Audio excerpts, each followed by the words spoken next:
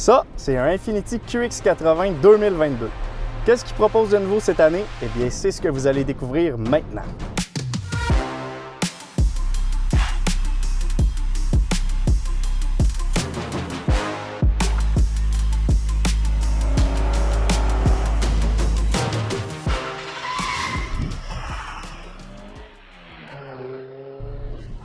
On commence par le commencement. Un QX80, c'est quoi? Eh bien, c'est un VUS grand format de luxe. Et je vous rappelle que dans ce segment-là, on retrouve des joueurs comme le Mercedes GLS, le BMW X7, le Lexus LX, le Cadillac Escalade, le Lincoln Navigator et le nouveau Jeep Grand Wagoneer. Et à l'exception de l'Escalade qui débute à plus ou moins 95 000, c'est pas compliqué. Ce sont tous des VUS à 100 000 $ et plus. Donc avec son prix qui débute à 83 000 $, le QX80 est un peu l'outsider du segment parce qu'il se positionne à peu près à mi-chemin entre des véhicules comme le Lincoln Navigator et son jumeau mécanique, le Ford Expedition, qui est un VUS grand format, mais pas de luxe. Alors est-ce que le QX80 est un vrai VUS grand format de luxe ou plutôt un VUS grand format très bien équipé? Quand on le conduit, on se sent définitivement en première classe, alors à mes yeux, ça fait aucun doute que c'est un VUS de luxe. Et en fait, si son prix est inférieur à celui de ses concurrents, c'est principalement pour deux raisons.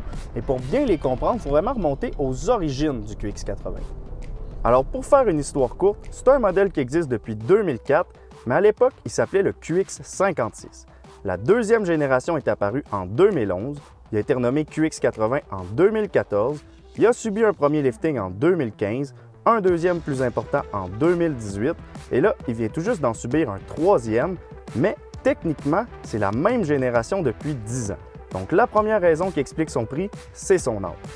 Pour ce qui est de la deuxième raison maintenant, il faut savoir qu'au départ, le QX56 était basé sur la même plateforme que le Titan, mais contrairement à ce qu'on pourrait croire aujourd'hui, il est plus basé sur le Titan parce que depuis 2011, il partage sa plateforme avec le Patrol, qu'on n'a pas ici, mais qui est un peu l'équivalent de l'Armada vendu sur d'autres marchés. Donc, Patrol, Armada, QX80, c'est la même plateforme, mais c'est aussi le même moteur.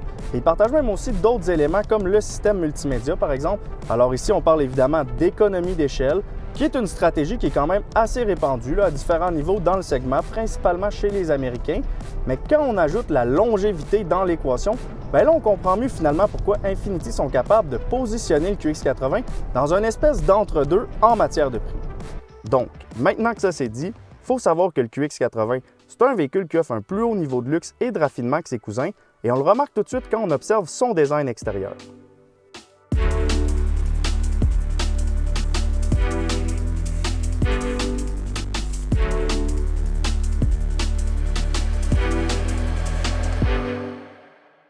C'est vraiment un VUS qui a une présence. Premièrement, il mesure 5,3 mètres de long, 2 mètres de haut et 2 mètres de large, c'est immense, mais je trouve que ses proportions sont quand même très bien. À l'avant, par exemple, on trouve des phares ADEL qui donnent des airs sérieux et on a aussi bien sûr la fameuse grille de calandre signature de la marque avec les petites mailles inspirées d'origami japonaise. Et quand on compare avec l'Armada, c'est vraiment à l'avant que le QX80 a l'air plus premium à mes yeux. Évidemment, en photo, son visage est quand même assez familier avec le reste de la gamme QX chez Infiniti, mais la différence, c'est qu'en personne, je vous le dis, sa grille de calandre doit être au moins 2 fois plus grosse que celle d'un QX50, alors c'est vraiment tout un géant. Ensuite, sur les côtés, j'aime particulièrement la forme du pilier D qui revient vers l'avant et portez attention aussi aux autres piliers qui sont de couleur noire et à la ligne de chrome qui ceinture les fenêtres, ça donne l'impression d'avoir une immense surface vitrée. Et oui, sur cet angle, la présentation est très semblable à celle de l'Armada, mais ça reste que c'est définitivement bien réussi. Sinon, pour ce qui est des jantes, notre géant chausse rien de moins que du 22 pouces. Finalement, à l'arrière, l'attache remorque est cachée ici, dans le pare-choc. Et sachez qu'en enlevant ce petit morceau-là, vous allez pouvoir remorquer jusqu'à 8500 litres. Ensuite, un peu plus haut, la forme des feux et de la lunette qui se prolonge un petit peu sur les côtés, c'est très élégant. Mais ce que je trouve curieux, c'est regarder la taille de l'essuie-glace. On dirait qu'il est tout petit, mais en réalité, c'est un peu une illusion d'optique parce que quand on ouvre le coffre, on se rend compte que finalement, la vitre cache le cadre du haillon. Et là, tant qu'à être ici, volume de chargement 2700 litres avec les sièges rabattus, comme ça, ici. Et on a même une petite cachette pour mettre certains objets. Alors, côté pratico-pratique, honnêtement, c'est dur à battre.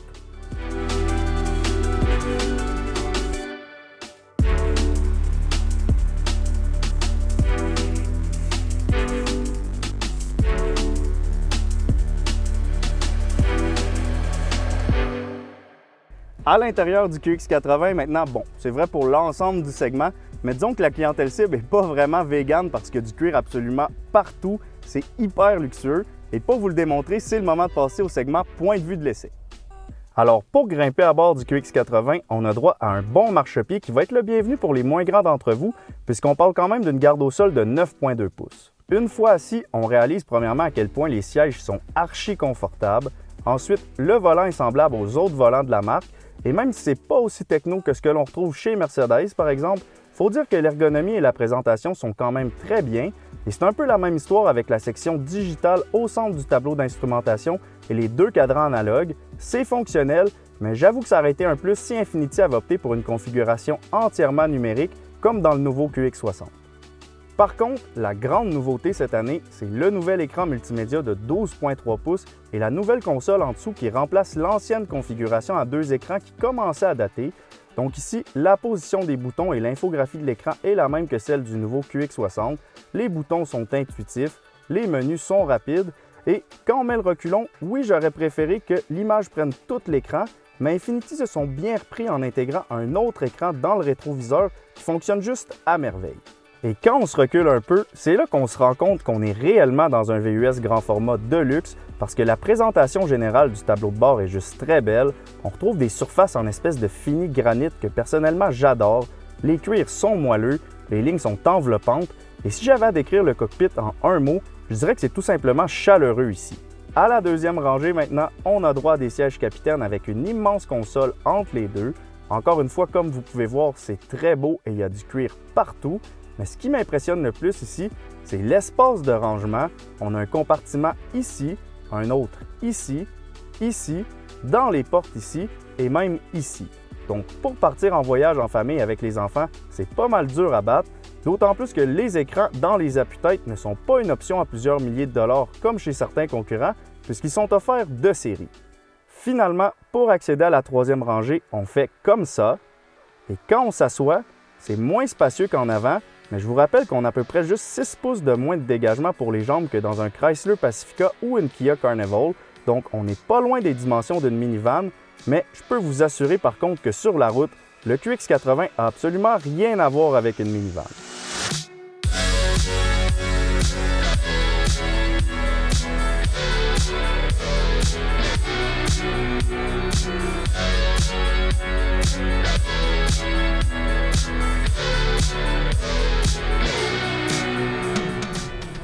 Sur la route, en QX80, première chose à savoir, c'est que sous le capot, on a droit à un V8 de 5,6 litres de 400 chevaux qui sonne particulièrement bien. La puissance est transmise aux 4 roues via une boîte automatique à 7 rapports et ça va nous permettre de boucler 0-100 km/h en seulement 5,9 secondes, ce qui est assez impressionnant considérant qu'on parle d'un VUS qui pèse quand même 5700 livres. Ensuite de ça, autre chose à savoir, c'est qu'on a un châssis monté sur câble, communément appelé Body on Frame, comme un camion. Mais je vous garantis que niveau confort, le QX80 n'a absolument rien à voir avec un camion. La suspension est exceptionnelle. On a vraiment l'impression de flotter sur un nuage. C'est très bien insonorisé aussi. Et contrairement à ce qu'on pourrait penser, dans les courbes, on a très peu de tangage. Et ça, c'est dû en grande partie grâce au système hydraulique de la suspension qui est assez ingénieux.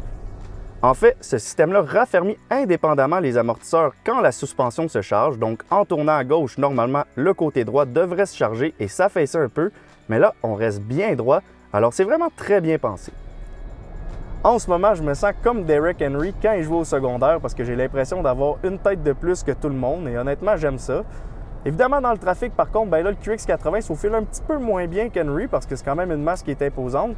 Mais je dois dire que puisqu'on a une immense surface vitrée, la visibilité est bonne, même pour ceux qui ne sont pas très grands. Alors ça, c'est super.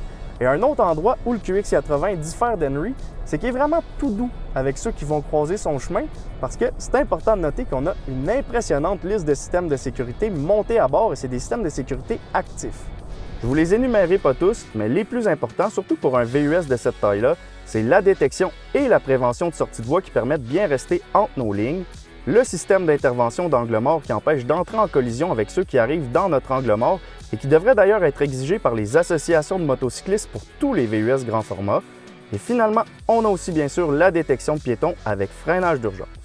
Donc évidemment, juste de par sa taille, le QX80 protège bien ses occupants, mais il protège aussi les autres grâce à ses systèmes de sécurité actifs. Et en tant que conducteur de compact dans la vie de tous les jours, je dois dire que je trouve ça assez rassurant. Maintenant, est-ce que personnellement j'aurais un QX80? La réponse est non, parce que j'ai pas d'enfant.